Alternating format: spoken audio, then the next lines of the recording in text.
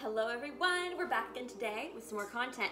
This time though, not bread content. Still baked goods content though, because we are going to be baking a pie.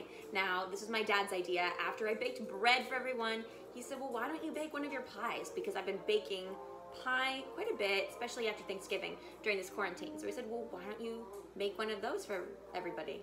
So we're gonna do just that. Now, this is not just any pie though. This is an apple blueberry pie sweetened not with sugar, but Lakanto monk fruit. This is my favorite sugar replacement. I'm not a fan of stevia that much because I think it has a strange aftertaste. But Lakanto monk fruit sweetener is beautiful, measures like sugar, tastes like sugar, is zero net carbs, zero glycemic, and it's keto. So I'm a fan. I think it's very sweet though. It's a little bit sweeter than sugar, but without the aftertaste of stevia. So I use a little bit less, but it just really helps that flavor of the apples and the blueberries pop so well, so cozy and comforting and just everything that you could want in a pie. So we're gonna get started. We're gonna do this together, and I can't wait to take you along on the baking journey. Let's go.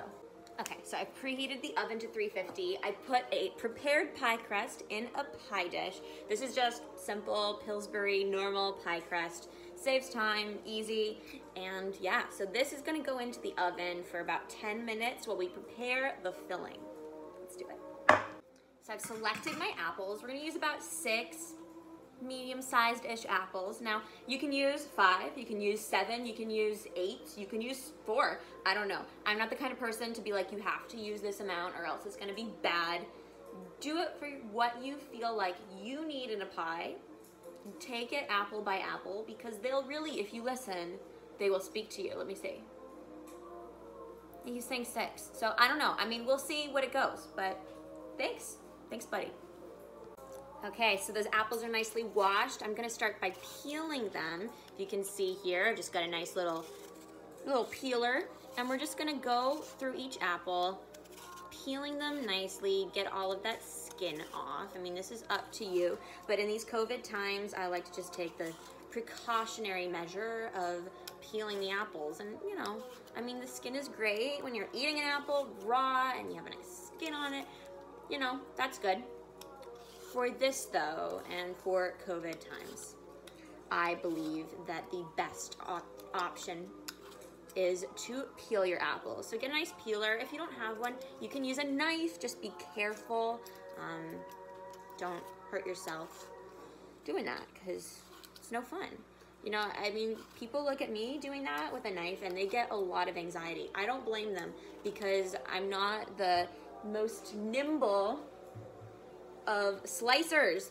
I mean, I get the job done. Like everyone seems to have less confidence in me when I'm holding a knife, but like it happens. I mean, I do it. It's been really for me when I've not used a knife that I've run into trouble. I remember one time I was in high school and in a dorm, in my dorm, I think it was the evening, like I had just had rehearsal and I came home and I'm like, oh, oven's ready. I came home and I was like, I'm gonna have a little post-rehearsal snack dinner, and part of that was gonna be some sliced apples. And so because everyone was afraid of me and my knife, I had a little apple slicer. Bad idea. Should have stuck with the knife because I completely sliced my finger, blood gushing everywhere. It was drama central. I was like running around the dorm with like Kleenex wrapped around my finger. Well, you know, I mean, I'm exaggerating a little bit, but it was bad. And people were like, it was a whole drama. So after that, I just use a knife and it's fine. I'm here, I'm alive to tell you the tale. You just use caution, be careful. Hi everyone, so the pie crust is out of the oven, cooling. It had its moment of glory in there.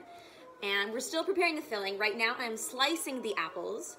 One thing that, you know, I would be lying if I said that I wasn't nervous to slice these apples on camera because I just talked about my apple slicing skills and I said that I was proficient in them. Now I know your expectations aren't high because I said that people are scared to watch me slice apples, but you know, I think you expect a level of decency. and I'm hoping I delivered that. Now, I like to have thinly sliced apples in the pie, just because I think it's kind of not very pleasant to have big, thick chunks of apple that aren't cooked all the way, that are crunchy, in a pie. So I've read before that you want your apples to be transparent when the pie is baked. Now, I've never experienced such splendor, but I do like to slice on the thinner side of the spectrum here. And I'm just telling you, the Waldorf child in me, if you didn't know, I went to Waldorf school in, goodness, preschool, kindergarten. I went to mixed age kindergarten, and then in a Waldorf playgroup when my school closed.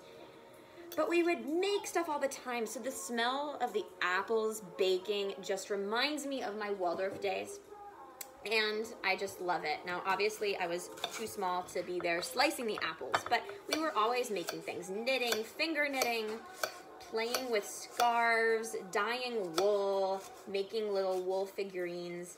It was the best. And I remember, this is a funny story. So in preschool, we would bake bread. We would each bake our own little roll that we would then take with us. It would be done baking like right when it was time for us to go home.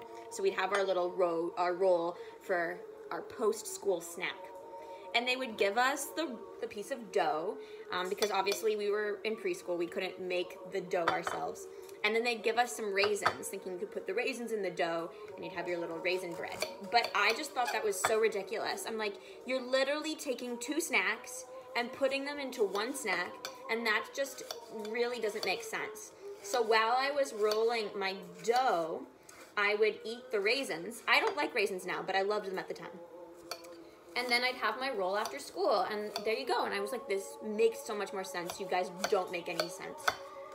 The logic is severely flawed. But I just love Waldorf. I just think everyone needs some Waldorf in their life. So if you have a little person and you have a Waldorf school near you, check it out, because it's just wonderful. You know, there's that imagination. There's that being outside, playing with animals, doing all these things, making things, just being busy in the world, in nature. And it was just so lovely and just so special. Some awesome memories. Loved it so much. They even have, they do have Waldorf high schools. I believe they even have Waldorf colleges.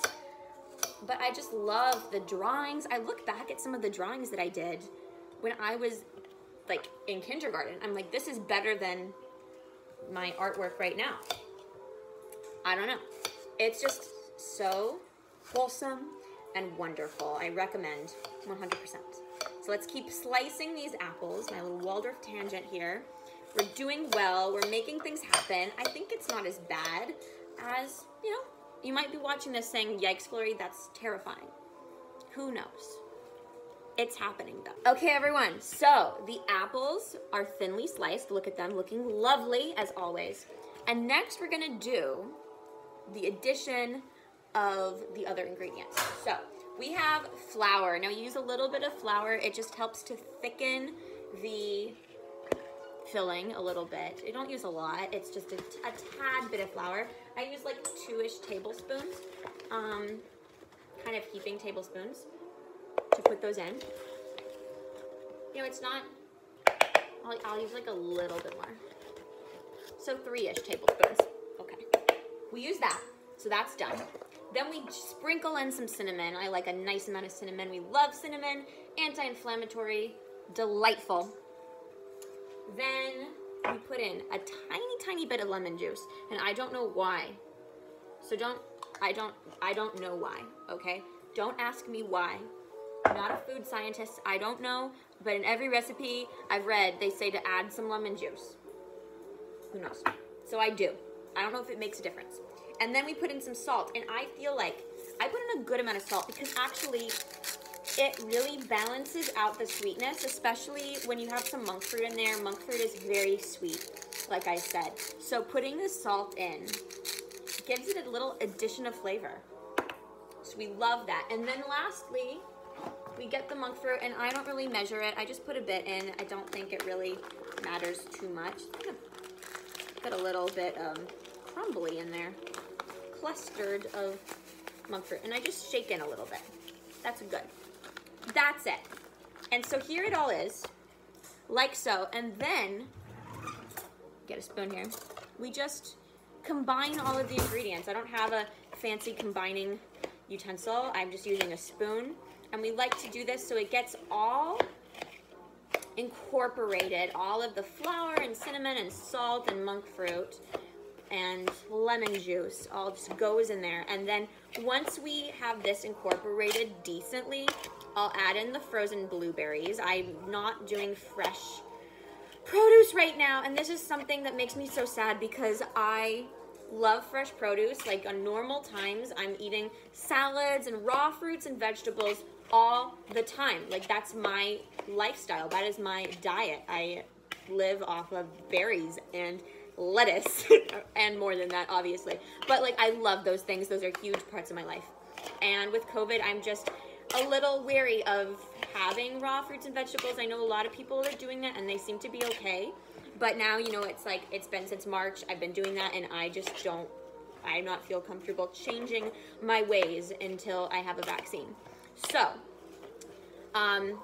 that is why I'm doing frozen blueberries and then baking this, because I miss, like the day I can have fresh blueberry, fresh raspberry, fresh blackberries, I will be just absolutely delighted. It will just be phenomenal. But until then, it's all cooked. And yeah, I miss that so much, you guys. So there we go. This is incorporated. Let me get the blueberries. So I just added some of these organic Whole Foods organic blueberries. And I'm just mixing them in now with the rest of the filling. It's just delightful. It is so wonderful to be able to bake a pie. Just saying, I'm baking a pie. Doesn't that just make you feel cozy? Makes me feel. Everything is incorporated beautifully, I might add. Look at that color. It's excellent. And we've got our pie crust that has had its baking moment. It's cooled. And we're just gonna add the filling now to the pie crust. So here we go. I'm here putting it in.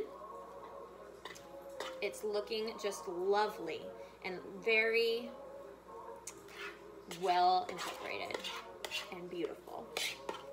Put that in here. Scoop it all. Don't waste any. And see, it's plenty. See, I'm the fan of like plentiful filling. Just load it up with all of that fruit goodness. And it's not, you know, like a gelatinous kind of pie that you'll get like a canned pie filling, which, you know, it has its place in our hearts, in our lives. But sometimes just fresh fruit in a pie with no preservatives is just perfection. So we've got that. That is in there. Then what I'm gonna do, just so that the kind of moisture is absorbed by the crust, because this is the kind of thing that I have learned in the past. Because first time I did it, I did not put a covering of, here it is, I'll show you. I didn't put a crust cover, a cover of crust on top. And I found that the top apples got kind of dried out and then the rest was just kind of soggy and weird. Like it didn't work very well. But I've noticed when I put a covering crust on top, it helps to absorb the moisture of the fruit and then, but doesn't get it dried out or burned, like overly cooked on top. So we've got another prepared crust, and so we're gonna take this out and put it on top of the pie. So let's go, let's see. This is always a little scary because it's, you know, you've got to, especially if you're the perfectionist, you want to get that nicely centered pie crust circle on there. So we have it, let's unroll. Unrolling of the crust here. Here we go, look at that.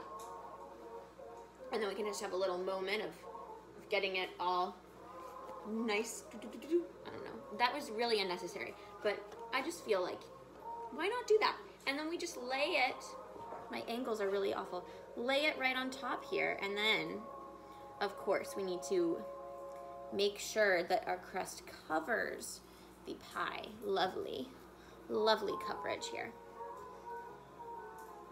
And then that's what we do. Now we have this overhang of dough, and I know some people do a little fancy fork press type thing, but I'm not, you know what, I don't need this.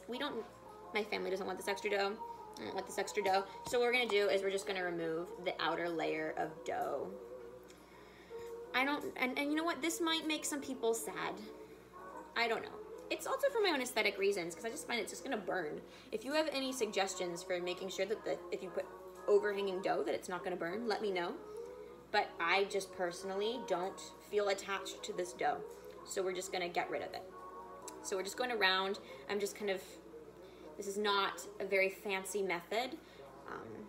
You know, it's like my baking, I think is you know, from what I've experienced, is nice. Like it tastes good, but is it the most aesthetic baking?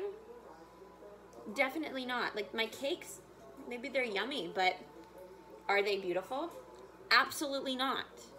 Does my cake decorating look horrific? Absolutely yes. But here we are. I think this looks lovely. Look at that.